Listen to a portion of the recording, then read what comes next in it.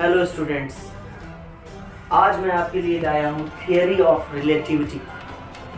Theory of relativity को Albert Einstein ने बताया था और पहले उन्होंने स्पेशल रिलेटिविटी 1955 में बताया। उसके बाद उन्होंने जनरल रिलेटिविटी 1915 में बताया। एक्चुअली स्पेशल रिलेटिविटी में फिजिक्स के सारे लॉ तभी लगते हैं जब ग्रेविटी को एब्सेंस मान लिया जाए। इसलिए अल्बर्ट आइंस्टाइन अपनी स्पेशल रिलेटिविटी से पूरी तरह सेटिस्फाइड नहीं थे, तो बाद में उन्होंने 1915 में जनरल रिलेटिविटी दिया।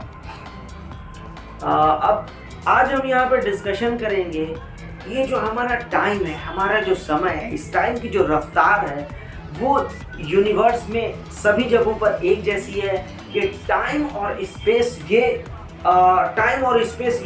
सिचुएशन के अकॉर्डिंग एक दूसरे में चेंज हो सकते हैं, बदल सकते हैं। टाइम फास्ट हो सकता है, टाइम स्लो हो सकता है। तो आइए शुरू करते हैं। शुरुआत में इस बोर्ड से करता हूँ।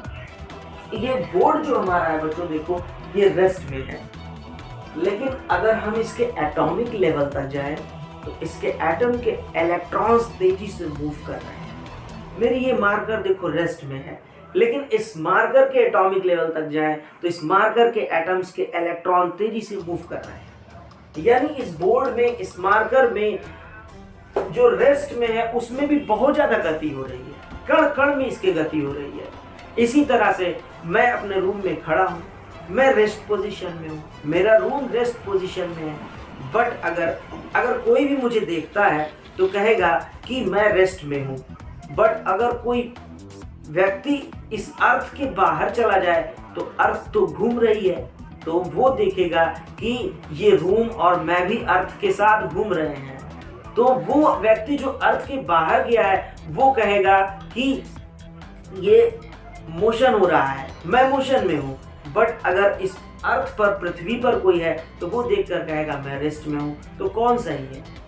दोनों अपनी जगह पर सही है।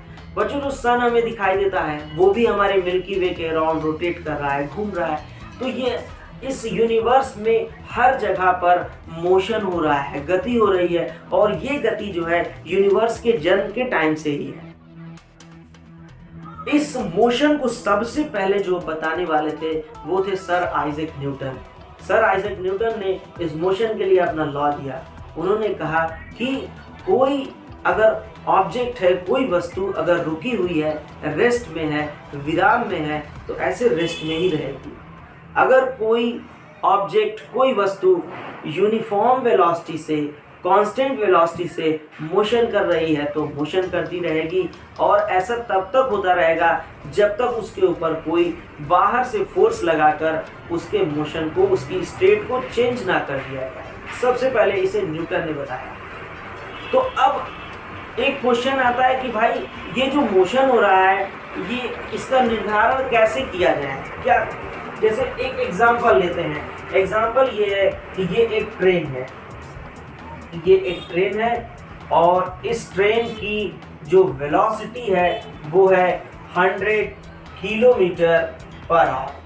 इस ट्रेन की वेलोसिटी है 100 किलोमीटर पर आवर, और इस ट्रेन में दो फ्रेंड्स बैठे हुए हैं।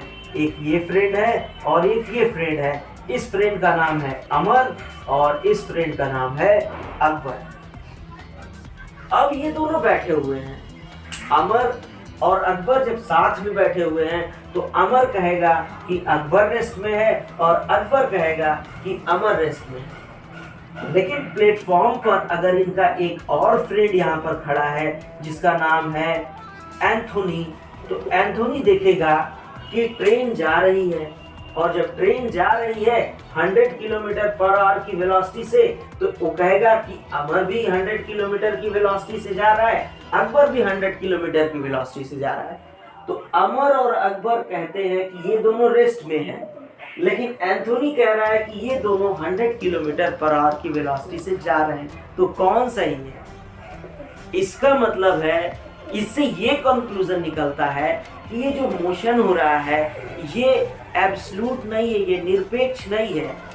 ये मोशन जो है किसी से जब रिलेट करेंगे तभी ये मोशन हो पाएगा। जैसे अमर और अकबर ने एक दूसरे से अपने आप को रिलेट किया, तो अमर बैठा हुआ था तो उसने अपने आप को रिलेट किया अकबर से, तो उसने कहा कि अकबर भी बैठा हुआ है, क्योंकि अमर के रिस्पेक्ट में अकबर मूव नहीं कर रहा है। लेकिन ये जो प्लेटफॉर्म पे एंथोनी खड़ा था, उसने जब अपने आप से अमर और अकबर को रिलेट किया तो इसको लगा कि ये रेस्ट में है और ये दोनों मूव कर रहे हैं, इसलिए ये मोशन में है। तो क्या रिजल्ट आ रहा है कि ये जो मोशन है ये एब्सोल्यूट नहीं है, ये किसी न किसी से रिलेट किया जा रहा है। इसी पर न्यूटन ने अपना सापेक्षता का सिद्धांत दिया था। उन्होंने कहा था कि अगर कोई ट्रेन जो है यूनिफॉर्म वेलोसिटी से जा रही है, या प्लेटफॉर्म पर कोई आदमी खड़ा है और वो दोनों फिजिक्स के प्रैक्टिकल करते हैं, तो उनका रिजल्ट सेम आएगा। ये था न्यूटन का सापेक्षता का सिद्धांत।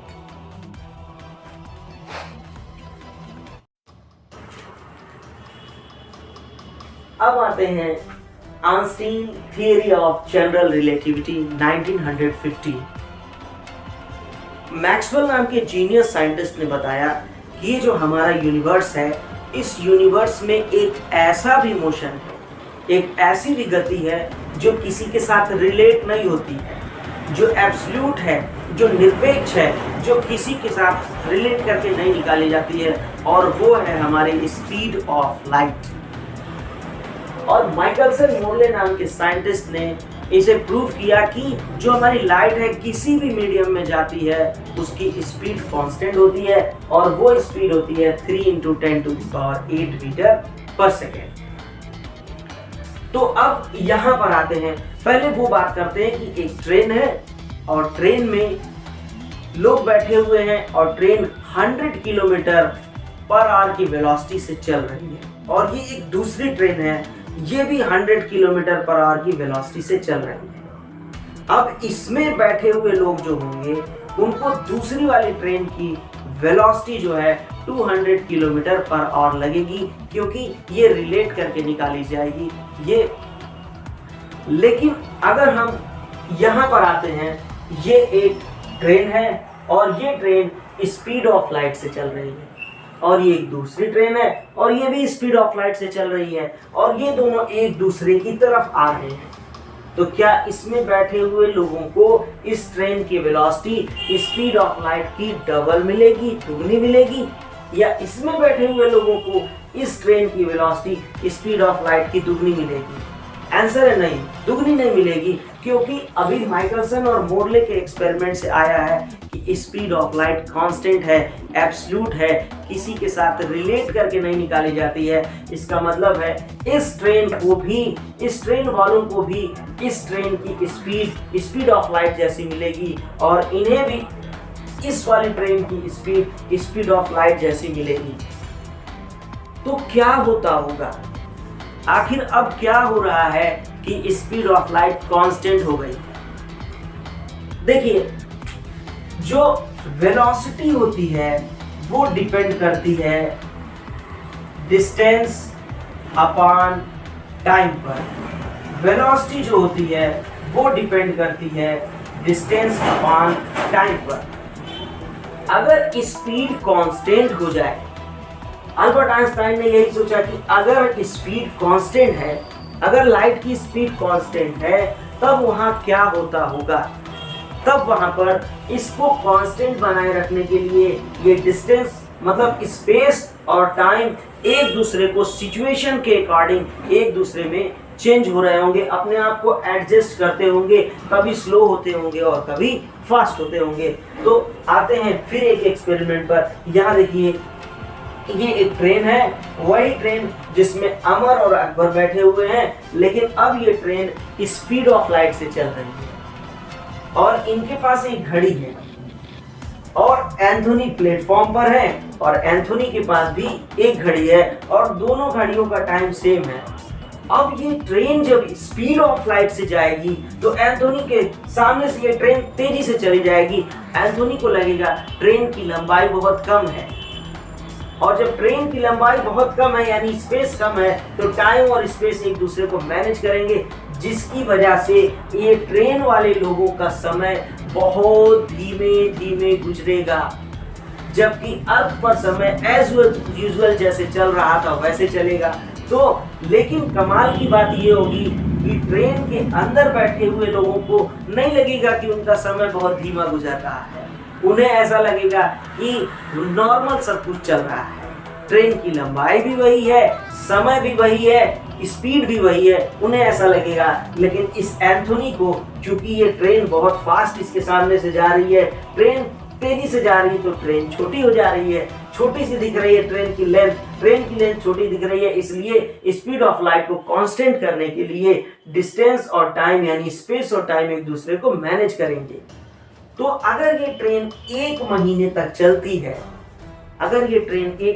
चलती है, तो 1 महीने के बाद अमर और अकबर जब ट्रेन से बाहर आएंगे तो ये दुनिया उन्हें बहुत कुछ बदली हुई दिखेगी। क्या होगा? जब ये आएंगे तो देखेंगे इनका दोस्त एंथोनी बूढ़ा हो चुका है, जबकि ये दोनों यंग हैं। और ये क्या है? यही तो भविष्य की यात्रा है। यानी इनका टाइम जो है, समय जो है, ट्रेन के अंदर बहुत धीमी गति से चला, क्योंकि ये स्पीड ऑफ लाइट से जा रहे थे और एंथोनी अर्थ पर था तो उसका एज यूजुअल चल रहा था। इसलिए एंथोनी बूढ़ा हो गया, जबकि ये 1 महीने में बहुत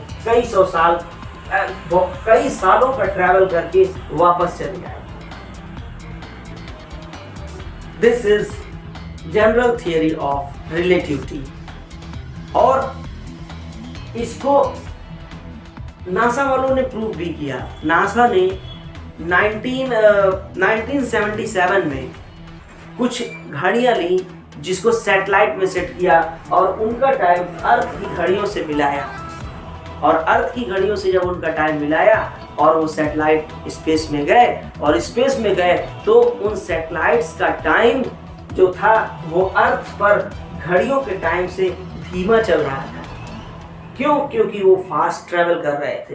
तो 100% तो अभी इसका एक्सपेरिमेंट नहीं आया है, क्योंकि अभी हमारा साइंस इतना डेवलप नहीं किया है कि हम कोई ऐसा स्पेसशिप बनाए जो स्पीड ऑफ लाइट से ट्रैवल करता हो। लेकिन अगर वो करेगा तो यही होगा कि हम भविष्य की यात्रा करें। तो ये एक छोटी सी इंफॉर्मेशन थी जनरल थियरी ऑफ रिलेटिविटी की। Okay, thank you.